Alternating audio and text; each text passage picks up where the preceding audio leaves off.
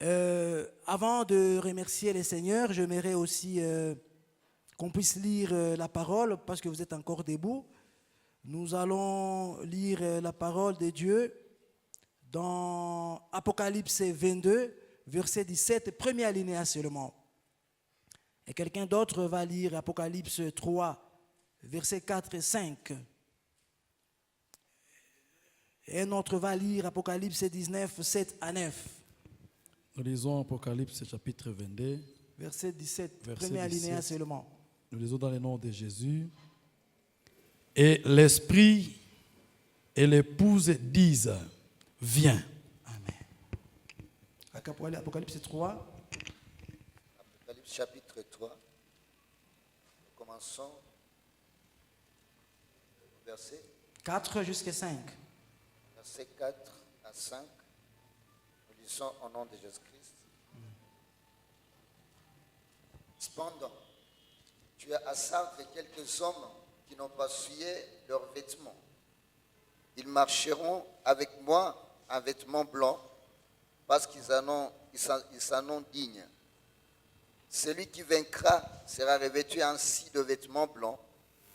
Je n'effacerai point son nom du livre de vie et je confesserai son nom devant mon Père et devant ses anges. Parole du Seigneur.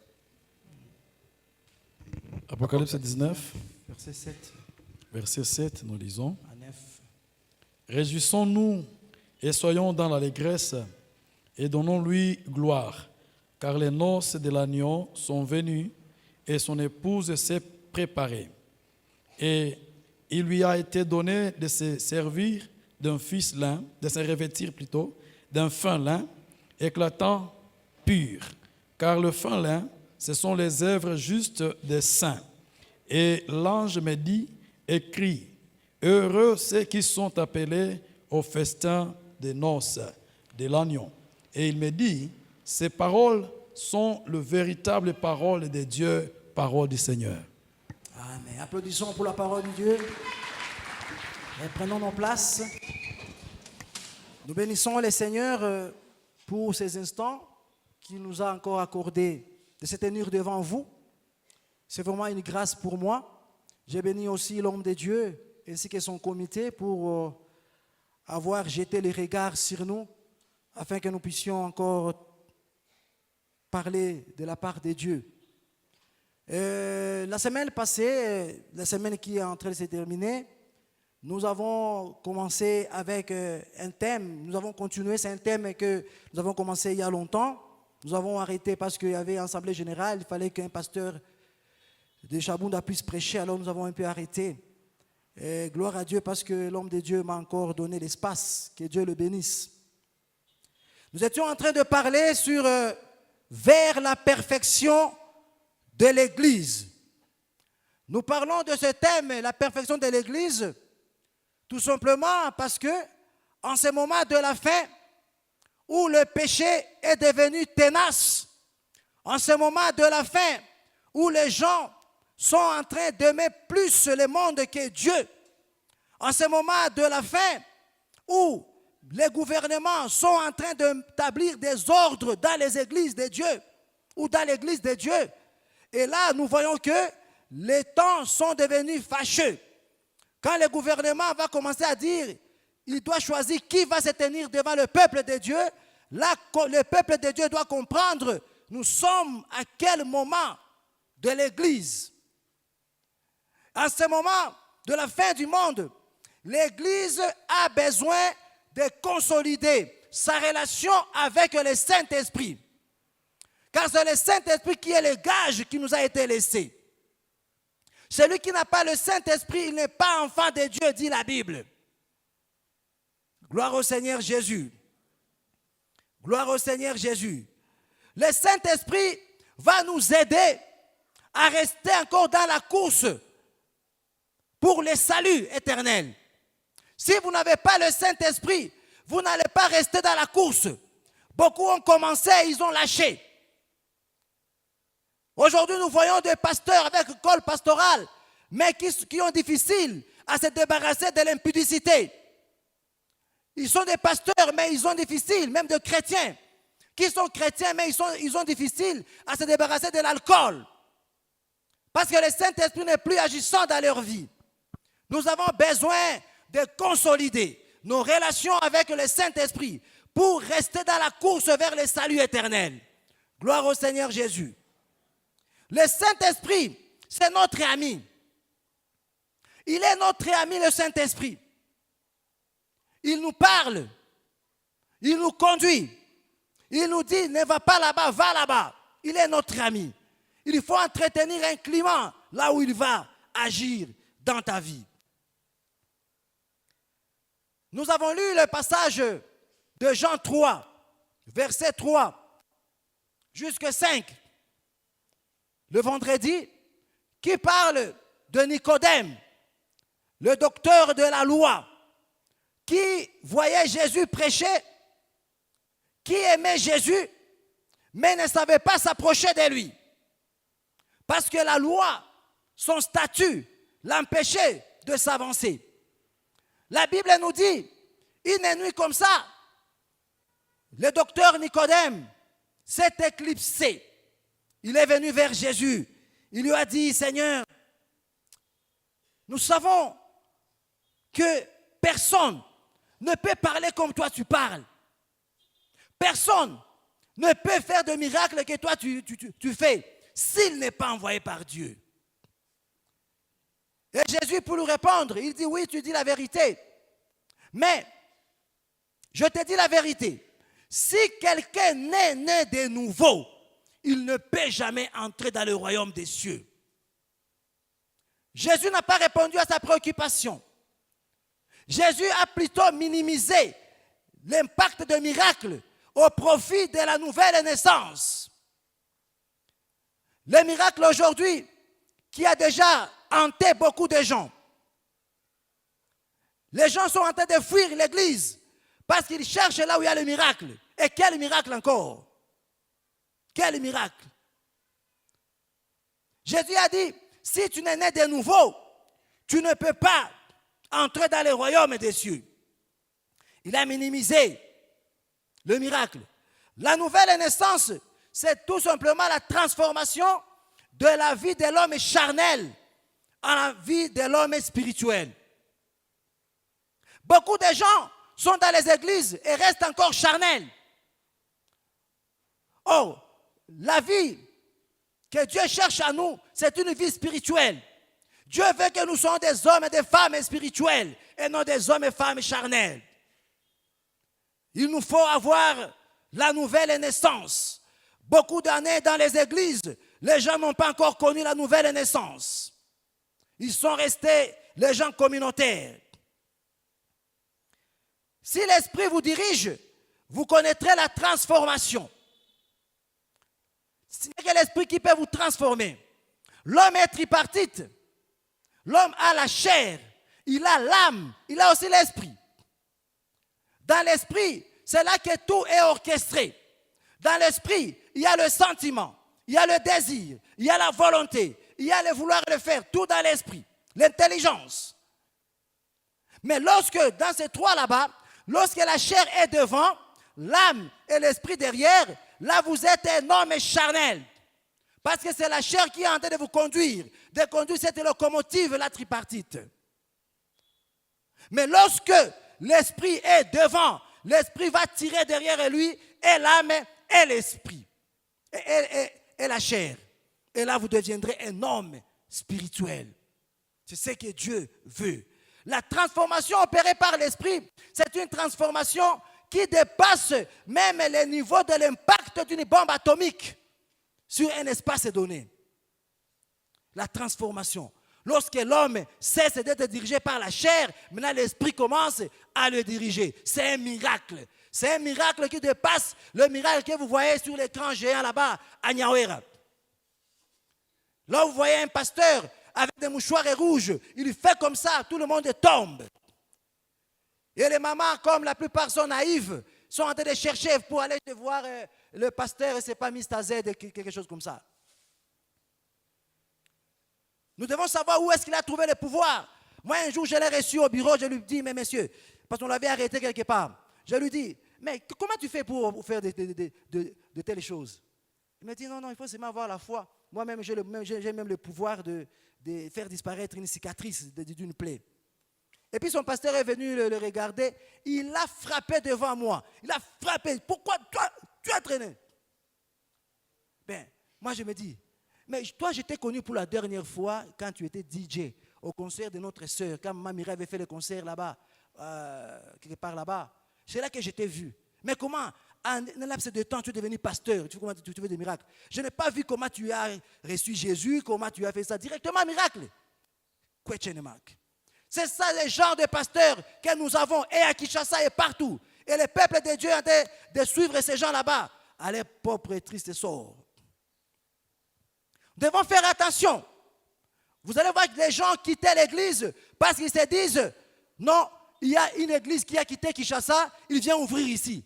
Oh, seulement ça. Oh, église, il y a pasteur Toms. Oh, église, il y a je ne sais pas qui. Et seulement ça. Et tu quittes ton église et tu t'en vas. Quel genre d'immaturité? Ça, c'est l'immaturité. Le vrai miracle, c'est la transformation, le changement d'un homme physique en homme spirituel. C'est ça le vrai changement. C'est ça le grand miracle. Vous l'avez ici. Parce que Dieu vous a donné des serviteurs qui sont dignes et qui craignent Dieu. Ça, je peux le dire. Parfois, moi, quand je suis une chaîne là, à la télé, c'est pas MTV, quelque chose comme ça là. Moi, je dis, mais tous ces gens, ils sont publicités parce qu'ils passent à la télé. Nous avons des serviteurs qui sont plus forts qu'eux là-bas, mais ils n'ont pas l'opportunité de passer à la télé. Donc, faites confiance aussi à vos serviteurs parce qu'ils craignent Dieu. Gloire au Seigneur Jésus. Gloire au Seigneur Jésus. Nous sommes en train de dire que le Saint-Esprit, les gens sont en train de suivre le miracle. Lorsque quelqu'un tombe par terre, on dit que là-bas, il y a la puissance. Ce n'est pas ça. Il faut savoir pourquoi quelqu'un tombe. Pourquoi ces gens tombent. Premièrement, lorsque l'esprit te saisit, tu peux tomber parce que la puissance de l'esprit entre dans toi. Il fait sortir la puissance des ténèbres. Cette brutalité là-bas de changement d'esprit peut créer un déséquilibre dans l'homme et l'homme tombe. Ça, c'est un positif. Deuxièmement, l'esprit, lorsqu'il entre en toi, il te convainc du péché. Tu peux pleurer. Tu vas regretter ta vie que tu as passée dans le péché. Tu pleures, tu perds d'équilibre et tu peux tomber. Et c'est encore positif. Et dans ces deux cas, il y a toujours un témoignage. Il y a un témoignage. Mais lorsque tu tombes par le fait de puissances magiques, mystiques, tu vas tomber, tu vas t'évanouir et tu vas te réveiller et tu vas rentrer chez toi. Aucun changement, aucun miracle. Parce que le faiseur de miracles, n'a pas intervenu dans ton cas. Que Dieu nous aide. Que Dieu nous aide. Lorsque nous sommes dirigés par le Saint-Esprit, nous ne suivons pas les voies toutes tracées par les hommes. Le Saint-Esprit nous fait entrer dans sa voie que lui-même a tracée. C'est la voie de la vérité. Alléluia. Lorsque l'Esprit nous dirige, nous n'allons pas suivre les voies que les hommes ont tracées. Nous allons suivre la voie que le Saint-Esprit a tracée. C'est la voie de la vérité. Et cette vérité là-bas, elle n'est pas facile à croquer. Cette vérité, elle est difficile à croquer. Ça demande vraiment que tu puisses te régner toi-même. Ce n'est pas chose facile. Jésus a dit, je vous enverrai le Saint-Esprit, celui qui va vous conduire dans toute la vérité. La vérité est en Jésus. Sans le Saint-Esprit, nous avons difficile même à écouter la parole de Jésus. Nous la rejetons même, parce que c'est quelque chose qui vient changer notre homme naturel. Nous avons besoin du Saint-Esprit. Gloire au Seigneur. Le Saint-Esprit, il nous conduit. Il nous amène dans des profondeurs. Dans les profondeurs. Lorsque Nicodème était avec Jésus, Nicodème a posé beaucoup de questions. Jésus lui a dit, lorsque le vent souffle où il veut, et on entend les bruits, mais tu ne sais d'où il vient, ni où il va. Il est ainsi de tout homme qui est né de l'Esprit. Jésus a répondu à Nicodème de manière vague, incompréhensible, parce qu'il savait que la nouvelle naissance est subordonnée à l'œuvre salvatrice ou rédemptrice de Golgotha. Oh, cette œuvre-là n'était pas encore accomplie. C'est pourquoi Jésus l'a maintenu dans ce flou là-bas. Parce que l'œuvre de Golgotha, le salut, la réception de Jésus-Christ comme Seigneur et Sauveur n'était pas encore lieu ces jours-là. Gloire au Seigneur. Le Saint-Esprit nous conduit dans des profondeurs. Dans la profondeur.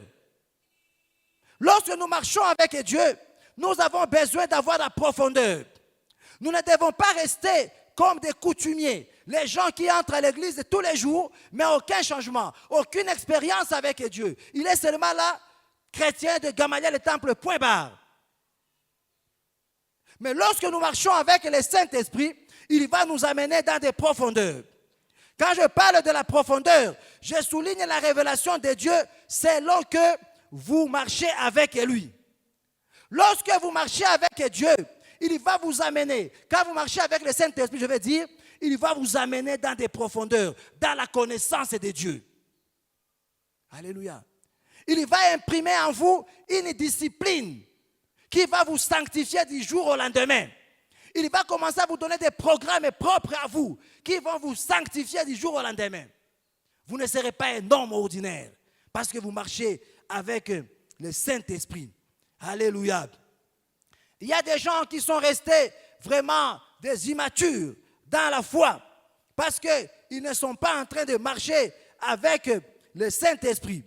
Nous avons besoin d'avoir l'intimité avec le Saint-Esprit pour que nous puissions avoir la connaissance de notre Dieu. Alléluia. Gloire au Seigneur Jésus. Gloire au Seigneur Jésus. Si nous sommes ensemble, nous allons applaudir le Seigneur Jésus.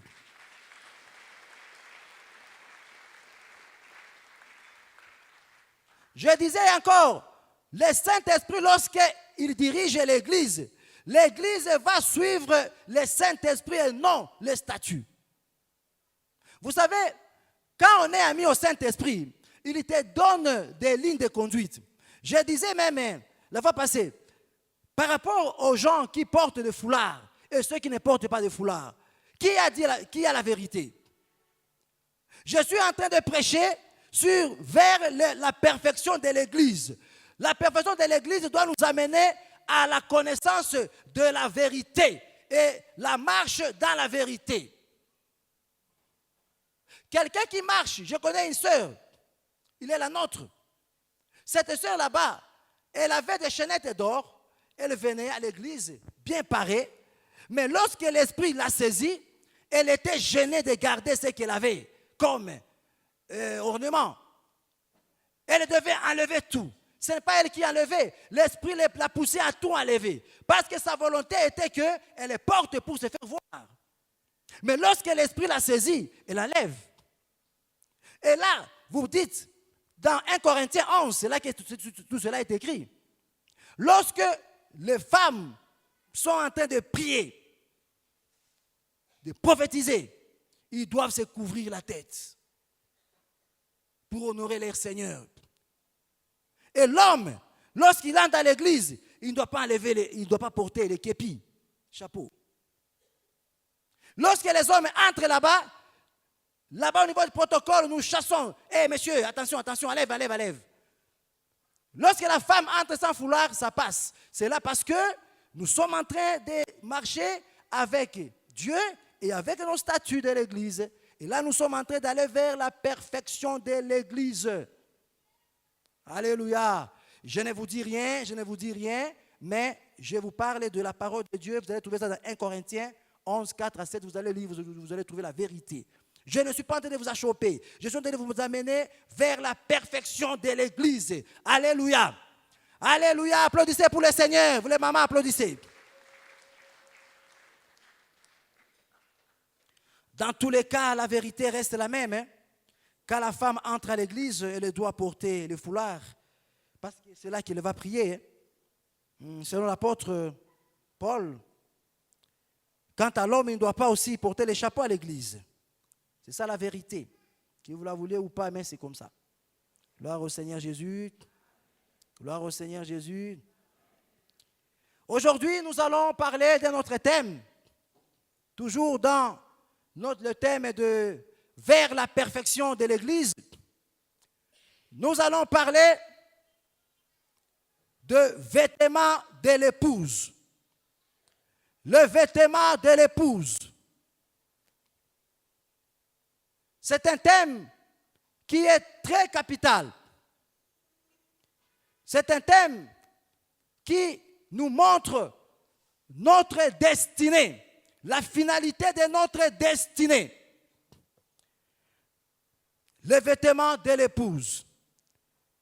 Nous avons lu dans l'Apocalypse où on dit l'Esprit et l'Église disent viens. Le corps de Christ, c'est l'épouse.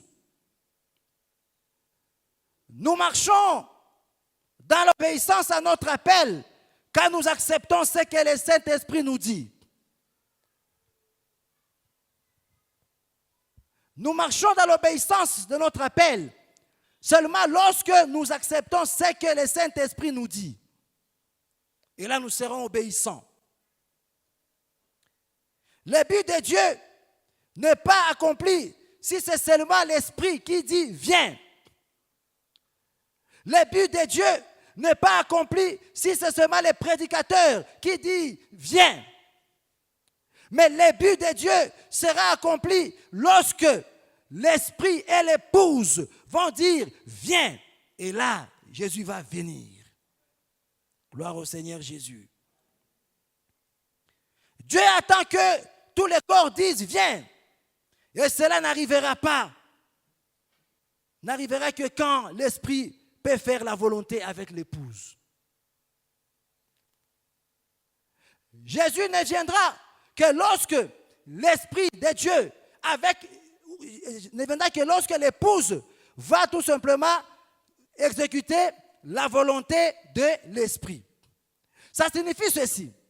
Tous les jours de ta marche chrétienne, l'Esprit est en train de te solliciter à faire ça, à ne pas faire ça, à faire ça. Tout le temps que vous êtes en train de marcher avec lui, parfois tu lui fais la sourde oreille, parfois il te dit fais ça, tu ne veux pas. Il est en train d'être patient, il t'attend toujours, jusqu'à ce que tu vas être obéissant, jusqu'à ce que tu seras en train de l'écouter et suivre sa volonté. Là, Jésus va venir. Et pendant ce temps, des gens sont en train de mourir. Pendant ce temps, les gens qui ont commencé et qui ont fait naufrage dans la foi. Jusqu'à présent, l'Esprit continue à te persuader pour que tu écoutes et pour que tu suives sa voix. Gloire au Seigneur Jésus. Tu écoutes seulement la voix du Saint-Esprit, mais parfois, tu ne suis pas. Tu ne marches pas selon lui. C'est pourquoi Christ tarde de venir. Il tarde. Christ est l'époux. Il attend. Christ, il attend toujours l'épouse. Il est en train d'attendre avec l'engouement. Alléluia. Là-bas, c'est une histoire du mariage. Comme c'est l'histoire du mariage, on va un peu descendre sur terre. Dans le mariage, peu de gens ne réalisent pas l'importance que Dieu donne au mariage. Peu de gens vivent les bonheurs dans le mariage. J'ai aimé beaucoup mon prédécesseur de dimanche, l'ancien François. Il a touché sur le mariage, j'ai aimé. Parce que dans le mariage, c'est là que le diable agit, c'est là que le diable aussi agit. Et c'est là que Dieu vient nous prendre. Les gens ne sont pas en train de vivre l'amour vrai dans le mariage. Dieu t'a donné une femme, il t'a donné un mari, mais tu n'es pas heureux dans le mariage. Tu ne sais pas pourquoi. Tu ne sais pas pourquoi. Tu n'as pas le sourire avec ta femme, avec ton mari. Tu n'as pas la joie. Mais tu fais quoi? Tu n'as pas une autre femme et un autre homme à part celui-là ou celui-là. Mais il n'y a pas la joie. Il n'y a pas l'engouement, l'enthousiasme, il n'y en a pas dans le mariage. Alors que vous vivez ensemble. Tout ça, c'est l'œuvre du diable. Le diable, dans sa politique, il vient établir un voile entre l'homme et la femme, au point qu'il n'y ait pas amour. Comme ça, il va bien déchirer. Il va bien déchirer. Avec des répercussions chez les enfants. Que Dieu nous aide. Que Dieu nous aide. Le mariage, c'est une chose qui est très importante. Beaucoup de gens vivent dans des colères dans le foyer, ne sachant pas pourquoi ils sont en colère. Alors là, ça fait que le Saint-Esprit ne va pas être permanent dans la famille. Or, nous avons besoin du Saint-Esprit dans la famille. Il y a d'autres gens, pour chercher à avoir plus, beaucoup de gens volent l'argent de l'État. Beaucoup de gens volent, des chrétiens dis-je, volent l'argent de l'État, volent l'argent de l'entreprise, alors qu'ils sont chrétiens. Ils oublient que l'enlèvement peut nous rencontrer n'importe où. Nous sommes les sels du monde. Si nous cessons de donner la saveur, là, le monde sera vraiment en déséquilibre. C'est nous, grâce au Saint-Esprit qui est en nous, qui équilibrons le monde. Que Dieu nous aide. Je suis en train de m'introduire par rapport aux vêtements. Gloire au Seigneur Jésus. Les gens vivent dans des associations avec le païen. Ils disent que ce sont des copes. Et quand tu es en train de faire des copes, tu n'as aucune conscience. L'esprit ne te dit rien. Et même si l'esprit te parle, tu dis Ndakula Ninisas, Ndakula ouais. Et alors là, tu n'es pas vraiment un chrétien. Un chrétien que Jésus viendra chercher, c'est un chrétien qui suit la voie du Saint-Esprit. Alléluia. Nous oublions que l'enlèvement est à bientôt. L'histoire humaine commence par un mariage. L'histoire de l'homme commence par le mariage. Et cette histoire se terminera par la consommation du mariage. Ça sera le jour-là du souper que l'agneau va nous donner. Au souper de l'agneau, c'est là que le mariage va être consommé entre l'épouse et l'époux qui est notre Christ. Ce sera à cet événement là-bas, les noces de l'agneau. C'est le souper de noces de l'agneau qui accomplit tous les désirs de Dieu pour son peuple. Dieu nous veut la paix. Dieu nous veut le bonheur. Il nous veut le salut. Il nous veut le salut éternel. Et dans cela, il nous a mis sur cette terre où nous subissons beaucoup d'influences, beaucoup de souffrances, de persécutions. Mais dans tout cela, l'objectif de Dieu, c'est que nous puissions tous assister à cette cérémonie-là, les noces de l'agneau. Beaucoup de gens, nous sommes tous conviés aux noces de l'agneau. Il y a plusieurs noces, nous sommes tous conviés. Alléluia. Tout ce que nous faisons ici, l'objectif est là. Est-ce que tu seras prêt? Tu seras prête? Qu'est-ce que tu fais? Oh, que Dieu soit loué. Tout ce que les serviteurs vous enseignent par la parole inspirée, c'est pour vous préparer à l'enlèvement. Et cet enlèvement va vous amener tout droit vers les noces de l'agneau, avec le temps bien sûr. Quand on vous prêche l'évangile, il faut le mettre en pratique. Tout ce que nous vous prêchons, toutes les disciplines qu'on vous impose à l'église, c'est pour vous amener à être prêt pour l'enlèvement de l'église. Ce n'est pas pour plaire à qui que ce soit. Notre mission, l'église ici, les serviteurs sont là, Dieu les a établis, les ministres, pour préparer l'église. Afin que, lors de l'enlèvement, nous puissions écouter. Ce ne sont pas les oreilles charnelles qui écouteront la trompette. C'est l'Esprit de Dieu qui crie « Abba, Père » en toi, qui va écouter ce son-là de la trompette. C'est pourquoi il faut entretenir bien cet esprit-là. Alléluia. Gloire au Seigneur Jésus.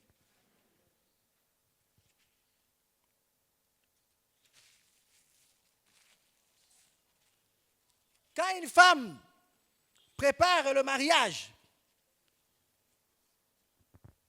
la femme se sent impliquée dans la recherche de son accoutrement, les vêtements. On ne peut pas chercher les vêtements de la femme et puis on va lui dire non, non, ma fille, je pensais que tu vas porter ces habits le jour de ton mariage. Elle te dira non. Mon fils, tu vas porter ça. Non. Le marié, il est seul impliqué dans la recherche de ses vêtements. Alléluia. Il est impliqué. Comme tu es là, épouse, tu es impliqué dans la recherche de vêtements que tu porteras les jours là.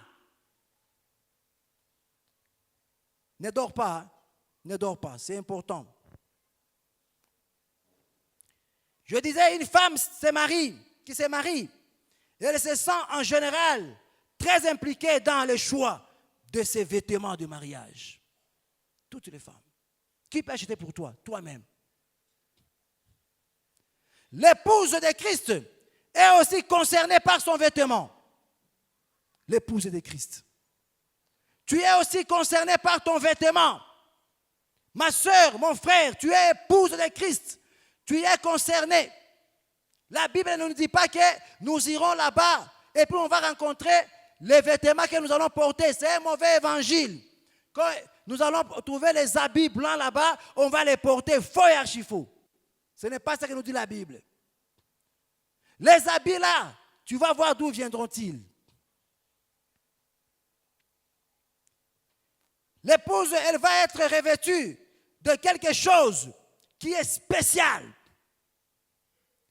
Elle sera revêtue de quelque chose qui est très spécial. La Bible nous parle du fin lin, éclatant et pur. Le fin lin, éclatant et pur. La Bible dit que le fin lin, ce sont les œuvres justes des saints. Les œuvres justes des saints. Ça signifie que l'habit que tu porteras là-bas, tu dois commencer à les coudre aujourd'hui, ici sur cette terre. Tu dois commencer à les coudre maintenant. Tu ne trouveras rien là-bas. C'est toi-même qui auras ton habit. Cela montre que pour que l'épouse soit correctement habillée, comme elle doit l'être et comme Dieu s'y attend, l'épouse, qui est l'Église, doit faire tout ce que Dieu attend d'elle. Autrement, elle ne sera pas correctement vêtue. Pour que nous soyons correctement vêtus, nous devons faire tout ce que Dieu veut que nous fassions ici sur cette terre. Moi, je m'inscris en faux par rapport à tous ceux qui disent que, mais à tout temps hapa kudunia kuna maneno okoka ni kule mbinguni mwili iko nguvu hapa kudunia on ne peut rien, on ne peut pas être sauvé. Faux. Si tu es encore à ce niveau là-bas de dire que mwili iko mzaifu, mwili inanichosha et que ici sur terre il n'y a pas le salut, je te dis que ça commence ici. Ici. Tu dois faire tout ce que Dieu veut. Tout ce que le Saint-Esprit te communique, il faut le faire. Nous devons accomplir tout acte juste que Dieu attend de nous. Non pas individuellement, mais collectivement en tant que corps du Christ. Avant que nous ne soyons prêts pour les noces. Il y a des actes que l'Église doit faire. Dans la vision de Jésus, c'est venir nous prendre tous. Comme l'Église, corps de Christ. Il y a les actes que l'Église doit faire. Parce que l'Église, c'est l'ensemble de toi et de moi qui avons cru au Seigneur Jésus-Christ. Il y a des choses que nous devons faire qui plaisent à Dieu et qui nous sanctifient, qui nous préparent pour que nous soyons prêts à l'enlèvement. Je vais vous dire ce que nous devons faire. Nous devons le faire avant que l'Église ne soit prête pour les noces. Nous sommes revêtus de vêtements de justice de Christ. Ce sont les vêtements là que nous devons porter. Le vêtement de justice. Quels sont ces vêtements là-bas? Cette justice-là dont il est question, la Bible nous parle, dans Romains 4, je pense, que lorsque quelqu'un travaille, on lui donne le salaire. Ce salaire là-bas, ce n'est pas un privilège, c'est son dû. Mais lorsque quelqu'un, il croit, il vient seulement à Dieu et il croit et Dieu le sauve, il obtient justice par rapport au fait de croire au Seigneur Jésus-Christ. Il obtient justice. Mais la justice ici dont je vous parle, ce n'est pas la justice de Romains 4, 5. C'est la justice obtenue au travers des œuvres de justice et de foi. Matendo yako. Alléluia. Est-ce que nous sommes ensemble? L'Apocalypse 19 ne parle pas de la justice dont parle les Romains 4, 5. Qui dit que, je vous ai dit ça, il parle de la justice mise en œuvre qui sont les actes justes basés sur notre conduite individuelle. Quels sont les actes-là que tu commets? Qu'est-ce que tu fais? Les jours, les nuits, tu fais quoi? Tout ce que tu fais, ce sont des œuvres qui sont comptabilisées par le Seigneur. Parce que lui nous voit partout où nous sommes. Il nous voit. Et tout ce que tu fais est comptabilisé. Rien ne passe inaperçu devant la face de Dieu. Que Dieu nous aide. Ces actes de justice sont des vêtements que nous porterons pour l'éternité. Alléluia. Ces œuvres-là, ces actes-là de justice, ce sont les œuvres que nous porterons pour l'éternité. Et ces œuvres-là, l'Église a la responsabilité pour organiser des opportunités afin que le peuple de Dieu puisse servir le Seigneur Jésus. Par exemple, il a 3 responsabilités. L'Église doit proclamer la bonne nouvelle du royaume. Il faut proclamer la bonne nouvelle du royaume. Lorsque vous proclamez la bonne nouvelle du royaume, vous êtes en train de vous donner une occasion de vous créer des fils qui vont constituer vos habits. Lorsque vous prêchez la bonne nouvelle aujourd'hui, vous dites à quelqu'un, le Seigneur t'aime. Il y a ceci, qu'il te refuse ou qu'il accepte, l'œuvre là que tu as faite là-bas, c'est un fil qui va coudre ton habit. Lorsque tu fais une bonne œuvre, tu fais l'aumône aux pauvres, c'est une œuvre, c'est un fil qui va entrer dans l'accoutrement du tissu qui va confectionner ton habit. Toutes les œuvres que vous faites constituent des fils qui vont participer à l'accoutrement de vos habits que vous porterez ce jour-là lors de la fête du noces de l'agneau. Alléluia. Gloire au Seigneur Jésus. Tout acte de justice fait dans la foi et dans l'obéissance, c'est un fil dans ce vêtement. Les actes que vous faites là-bas, dans la foi et dans l'obéissance, constituent un fil. Et là, j'insiste beaucoup.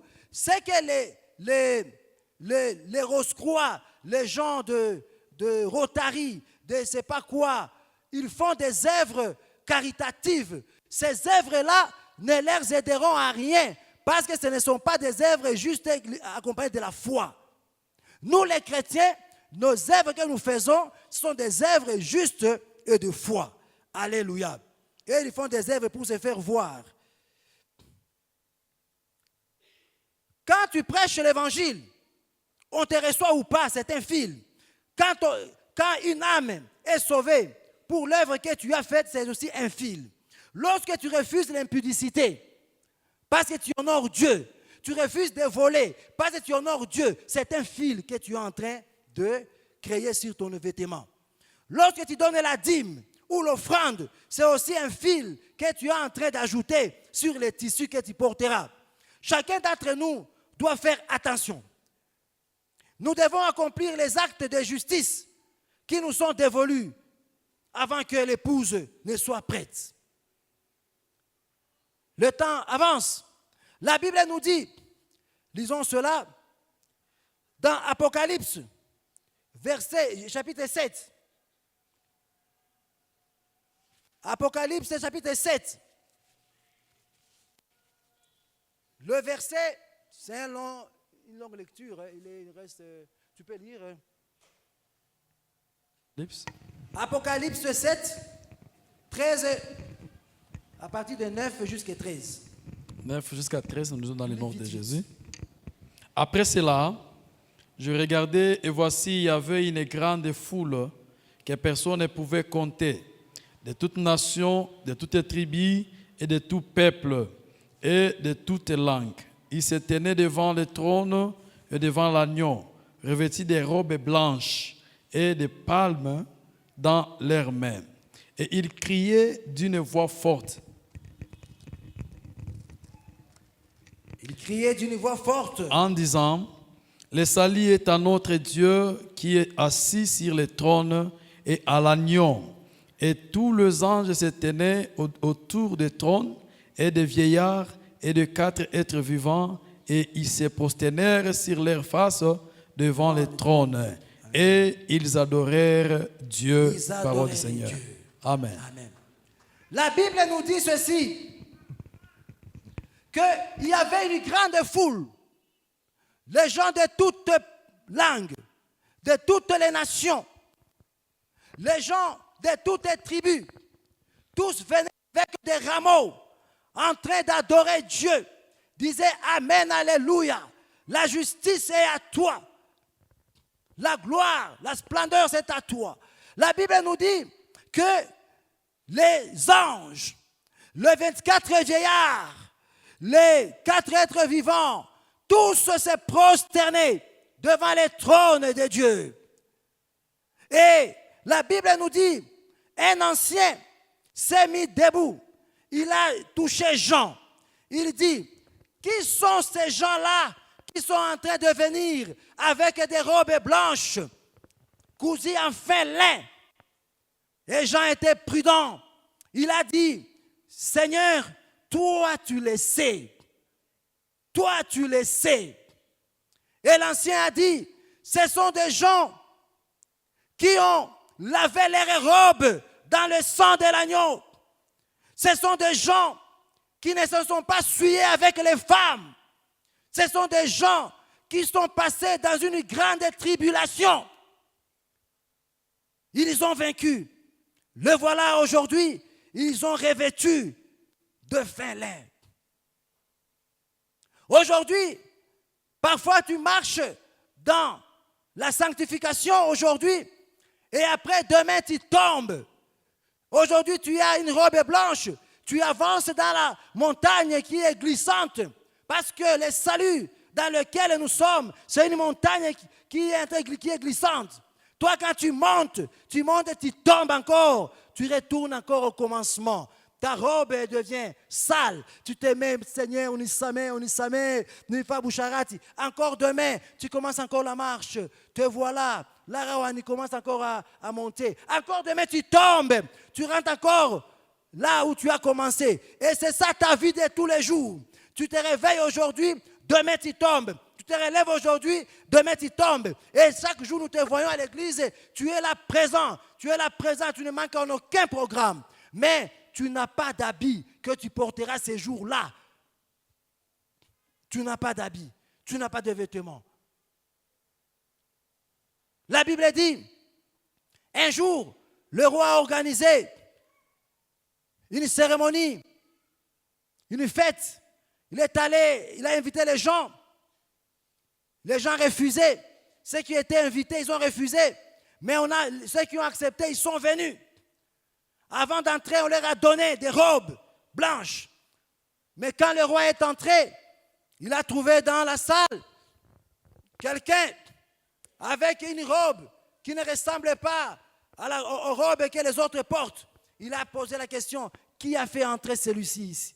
Qui l'a fait entrer? Sortez. On l'a ligoté, on l'a jeté. Aucun péché n'entrera là-bas. Aucun péché. Tu as tout ton intérêt de commencer à changer ton mode de vie. Tu as tout intérêt à vivre la sanctification. Tu as tout intérêt à vivre la purification, à se soumettre à la discipline du Saint-Esprit. Car il n'y a que lui qui peut nous aider à atteindre cette perfection là-bas. On l'a laissé à l'Église pour qu'il dirige l'Église, le Saint-Esprit. Les statuts ne vont pas nous diriger. Les dogmes ne peuvent pas nous diriger. C'est vrai, ça va nous diriger quand nous sommes dans les associations sans but lucratif. Mais lorsque nous nous considérons comme corps du Christ, nous devons chercher le Saint-Esprit comme guide. Gloire au Seigneur. Que Dieu vous bénisse.